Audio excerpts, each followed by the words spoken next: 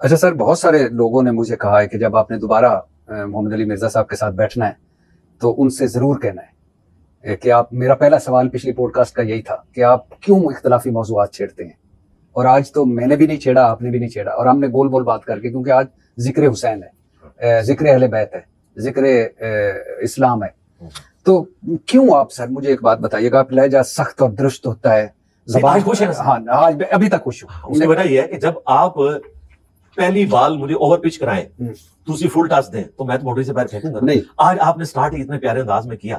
یہ ٹاپک آپ مجھ سے جب بھی ڈسکس کریں گے، آپ استنجا کا طریقہ پوچھیں تو میں اسی طریقے سے بیان کروں گا. اختلافی موضوع جب ڈسکس ہوگا تو اس کا ایک نہیں، میں یہ نہیں کہہ رہا کہ آپ اختلافی موضوعات ڈسکس نہ کریں، کیونکہ بتانا پڑتا ہے کہ یہ صحیح ہے، یہ غلط ہے. اب تو آپ کو سمجھ لگی ہوگی، آپ اتنی جگہ سے ہو کے آئے موضوع کتنی ہے. لیکن میں کہتا ہوں کہ آپ کا لہجہ سخت اور درست سمجھتے ہیں، دال ریشین تھے درست، اور زبان تلخ، اور پسندیدہ موضوع آپ کا.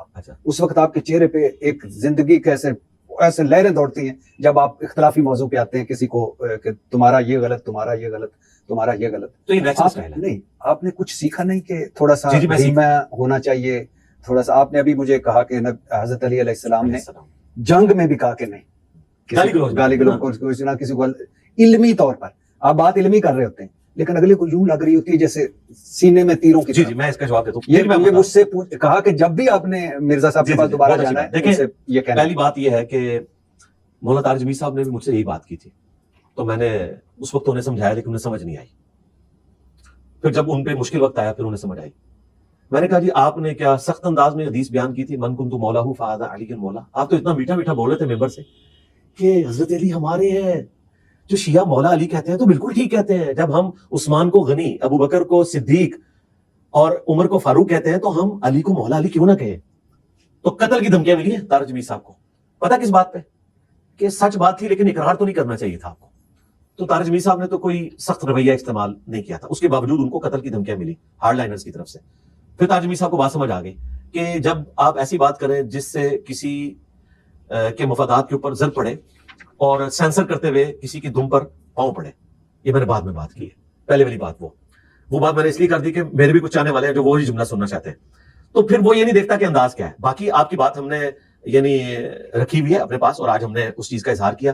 لیکن میں ایک اور بات کروں، یہ کیا بات ہے کہ اختلافی موضوع اور اتنے پیشن کے ساتھ ایک بندہ بیان کرے اور دنیا اس کی بات کو سنتی ہے، اور جو میٹھے انداز میں بیان کرتا ہے اس کی بات کے اوپر اس کے اپنے ماننے والے خلاف ہوتے ہیں لیکن بات اس کی اس طریقے سے چلتی نہیں. اگر اس انداز کا نقصان مجھے کوئی ہوتا نا تو یہ ہونا چاہیے تھا کہ لوگ مجھے سنتے ہی نا. سب سے زیادہ اس وقت، یہ میں تکبر کے طور پہ نہیں کہہ رہا، میں یعنی آپ کہہ دیں تحدیث نعمت کے طور پہ، اس وقت پلانٹ ارتھ پہ جتنے اسلامک سپیکرز ہیں ان میں سب سے زیادہ ویورشپ ہماری ہے. ہم سے آدھی بھی کسی کی نہیں ہے، 1/4 بھی کسی کی نہیں ہے، سوائے اس کے کہ کوئی ہماری تصویر ساتھ لگا لے. اور اس کے لیے آپ پریکٹیکلی جا کے آفیشیل چینل آپ وزٹ کر سکتے ہیں. پاکستان میں سب سے زیادہ سبسکرائبر طارق جمیل صاحب کے 8.8 ملین.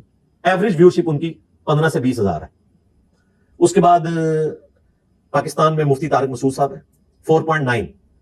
ایوریج ویورشپ ان کی 2 سے 3 ہزار ہے. اس کے بعد ڈاکٹر ذاکر نائک، ان کی بھی آلموسٹ اتنے ہی ہے 4.5 کے قریب، اور ان کی ایوریج ویورشپ جو ہے وہ 500 سے 1000 کے درمیان ہے، ہزاروں میں بھی نہیں ہے. مفتی بینک 1000 کے انڈر ہے، 5 ملین سے زیادہ سبسکرائبر ہے. نعمان علی خان آلموسٹ کوئی 3 ملین کے قریب ان کے سبسکرائبر ہیں. ایوریج ویورشپ ان کی 10 سے 12 ہزار ہے. ہماری الحمدللہ جو بھی اسپیشل ویڈیو میری ریکارڈ ہوتی ہے 1.5 2 لاکھ 3 لاکھ، اور پھر وقت کے ساتھ ساتھ جب وہ اسپیشل ٹاپک ہوتا ہے، آپ یہ میری کربلا کے اوپر 72 سوالات جب ریکارڈ ہوئی تھی اس وقت تو 50-60 ہزار لوگوں نے دیکھی تھی 2019 میں. آج 1 ملین سے اوپر ہے. جب میں نے نماز کا پریکٹیکل ریکارڈ کروایا اس وقت تو وہ دیکھی تھی 60-70 ہزار لوگوں نے، آج سے آلموسٹ کوئی 6 سال پہلے. آج وہ تقریباً 4 ملین کراس کر چکا ہے. تو وہ پرانا بھی نہیں ہوتا کلپ اور چلتا جاتا ہے. مجھے بتائیں یہ کون سی گدڑ سنگھی ہے؟ میں نے کوئی بندے برتی کی ہے؟ تو آپ آپ کے کہنے کا مقصد یہ ہے کہ آپ ریویوز ویوز اور ملینز کی وجہ سے لہجہ سخت رکھتے ہیں؟ نہیں، اس وجہ سے نعوذ باللہ نہیں، یہ تو میں نے کہا ہی نہیں ہے. بلکہ میں آپ کو بتاتا ہوں، میں نے بات کچھ اور 1 منٹ میں باقیوں کو مائنس کر دیا. میں نے مائنس نہیں کیا، میں نے آپ کو بتایا. میں آپ کو بتا رہا ہوں کہ بات کی سچائی اتنی ہے کہ میرا ترش رویہ بھی لوگوں کو ہضم ہو رہا ہے. میں یہ بتا رہا ہوں اس کی وجہ سے دنیا میں چینج ہے. آپ اس ترش رویے کو غلط سمجھتے ہیں نا؟ نہیں، میں بالکل غلط نہیں سمجھتا. میں گالی گلوچ کو غلط سمجھتا. نہیں، آپ ایک بات جو محبت سے کی جا سکتی ہے، بہتر طریقے سے کی جا سکتی ہے. اب میں کر رہا ہوں نا جی، آپ کے ساتھ کی ہے میں نے ریکارڈنگ. اور اس سے پہلے میرے کچھ ایسے بھی ریکارڈ ہیں پروگرام. اس میں ایک سوال بھی میں ایسا ڈالتا نا.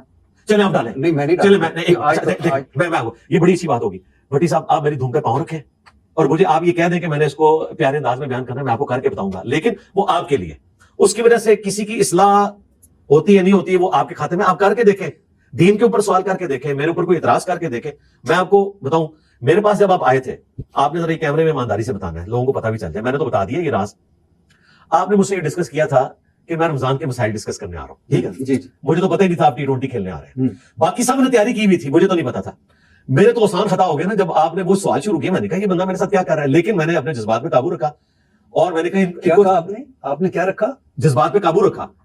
تیاری کر کے آؤ, فوراً تیاری کر کے آؤ. وہ تو ایک جملہ ہے نا. نہیں جواب تو میں نے سارے دیا نا. کیا جب آپ لاجیکلی آپ سمجھتے تھے نا کہ کوئی میں 19-20 ہو رہا ہوں تو آپ مجھے اٹھا کے باہر پھینک دیتے تھے. اپنے اٹھا کے باہر پھینکنا وہ بڑی بات ہوتی ہے. لوگوں کو بتاتے تھے کہ یہ بغیر تیاری کیا ہے. وہ اس لیے نیچے لوگوں کے کورس بھی پڑھ لیں. اچھا اس کا فائدہ ہوا. کمنٹس کن کے تھے, آپ کے چاہنے والوں کے تھے. چلے آپ کا بھی کچھ آنے والا ہے تو بتا دیں. آپ کے چاہنے والوں نے اپنے پولیٹیکل لیڈر کی محبت میں صرف آپ کے سوال رکھے اور کہا جی دیکھو انجینئر کے ساتھ کیا ہوئی. یعنی انہوں نے آسٹریلیا کی 434 والی اننگ دکھائی, ساؤتھ افریقہ کی دیکھی نہیں تھی. اس کے بعد وہ پھر وائرل. اچھا میں آپ کو بتا رہا ہوں کہ میں تو ایکسپیکٹ نہیں کر رہا تھا, لیکن میں اس ٹاپک کے اوپر چونکہ آلریڈی اپنے اوپر الزامات کے جوابات دیتا رہتا ہوں, پھر میں نے اپنے آپ کو ذہنی طور پہ تیار کیا.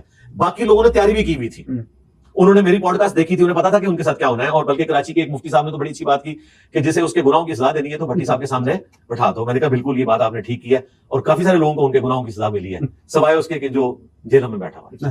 نہیں میں اچھا آج آپ سخت بات کریں, میں میٹھے انداز میں آپ کو. نہیں میں تو صرف آپ سے, یہ چونکہ میرا سوال نہیں ہے, یہ مجھے بہت سارے لوگوں نے اس کا جواب میں پریکٹیکلی آپ کے آڈینس کے لیے دے رہا ہوں کہ آندھا سے بھٹی صاحب مشکل سے مشکل سخت سے سخت سوال لے کے آئیں گے تو میں یہ نیت کر کے بیٹھوں گا کہ میں نے یہ پوری اننگ کھیلنی ہے. اور میں گواسکر کی طرح, جنہوں نے گواسکر کی اننگ دیکھی ہے نا کہ وہ 4 دن تک کھیلتا تھا تو اللہ کے فضل سے 50 بھی کراس بھی ہوتا تھا, میں وہ والی اننگ کھیلوں گا اور میٹھا میٹھا جواب دوں گا. پھر آپ نے یہ دیکھ لینا. اپنے بندے کا نام لے لیں, حنیم محمد صاحب کی طرح. اچھا وہ کہہ لیں, ان کا بیٹا بھی تھا, ہم نے تو ان کو نہیں دیکھا, شیخ محمد کو تو ہم نے دیکھا ہوا ہے. تو انشاءاللہ تعالیٰ آپ اگلی بار آئیں, لیکن یہ بھی ذرا اپنے کیمرے میں بتا دیں لوگوں کو کہ جو مفتی ابھی جن کے ادھار باقی ہیں, جب تک آپ ان سے ہوتے نہیں ہیں نا, میں نے ابھی تک ان کو ریبٹل اسی لیے نہیں کیا کہ وہ تقریر کر کے سائڈ پہ ہو گئے تھے. وہ پنڈی کے مفتی صاحب, وہ 17-18 سوال جو پڑے ہیں آپ کے پاس, انہوں نے اپنے سوالات کے جواب دینے. جی انشاءاللہ. اور مجھے بتائیں اگر وہ بھاگے اور نہ دیے تو پھر آپ کیا کریں گے؟ نہیں ضرور دیں گے. اگر ایسا ہوا نہیں کبھی نہیں.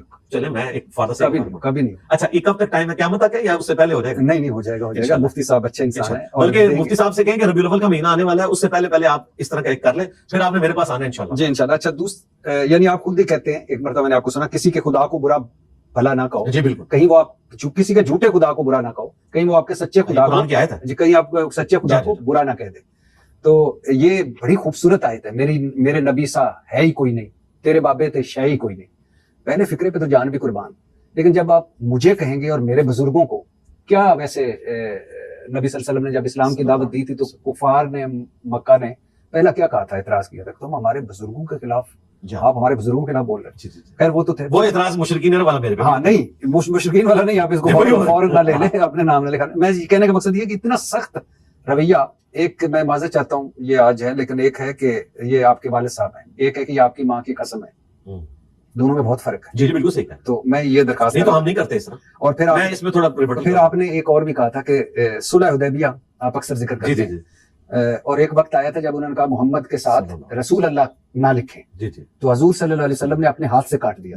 اس وقت انہوں نے نہیں کہا تھا, کوئی نہیں ساتھ بولا تھا میرے نبی سا کوئی ہے ہی کوئی نہیں, تیرا تو بابا شاہی. وہ کافر تھے. ہاں نہیں ساتھ بھی بیٹھے تھے ہمارے صحابہ سارے بیٹھے تھے, آپ کے مخاطبین اس وقت کافر تھے. ہاں لیکن ہمارے ساتھ, میں آپ کو بتاتا ہوں, ہمارے صحابی ساتھ رسول صلی اللہ علیہ وسلم کے ساتھ 1500 لوگ صحابی بیٹھے تھے. جید کافر کو تو ہم نے یہ نہیں رکھا. نہیں جید صحابہ میں سے کسی نے نہیں کہا کہ یہ کہنا نہیں چاہیے, نہیں کہنا چاہیے. اس کی وجہ کہ وہ جو مخالفین تھے نا وہ مسلمان نہیں تھے, کافر تھے.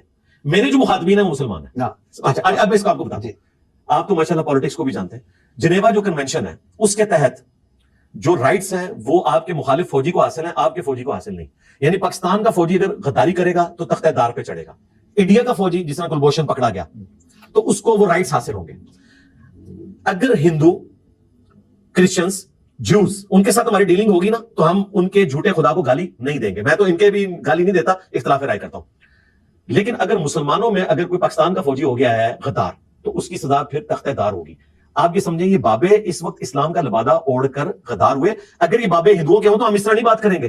تو لہٰذا قرآن کی جو آیت ہے وہ ہے وَلَا تَسُبُّوا الَّذِينَ يَدْعُونَ مِن دُونِ اللَّهِ, ان کو مت گالی دو جو اللہ کے سوا جن کو انہوں نے معبود ٹھہرا رکھا ہے، ورنہ یہ تمہارے خدا کو گالی دیں گے. اس وقت میرا خدا اور میرے مخاطبین کا خدا ایک ہے، اور میرے مخاطبین وہ لوگ ہیں جنہوں نے میرے خدا رسول کا نام استعمال کر کے الٹا قرآن و سنت کا مذاق اڑانا شروع کیا. لہٰذا جنیوا کنونشن والے رائٹس ان کے پاس نہیں ہے.